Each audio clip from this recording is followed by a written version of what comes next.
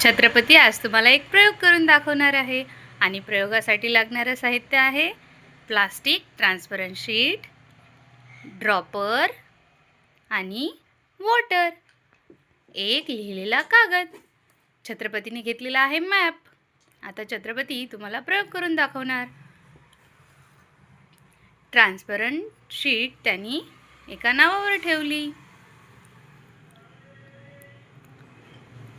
आणि तो त्याच्यावर आता काही वॉटर ड्रॉपलेट टाकणार.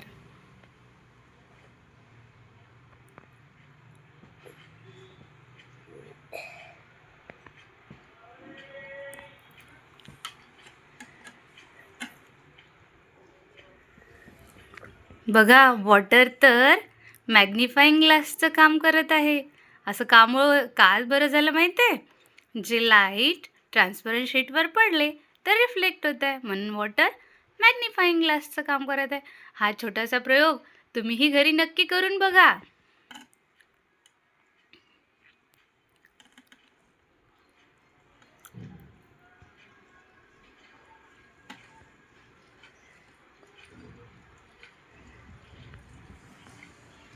धन्यवाद.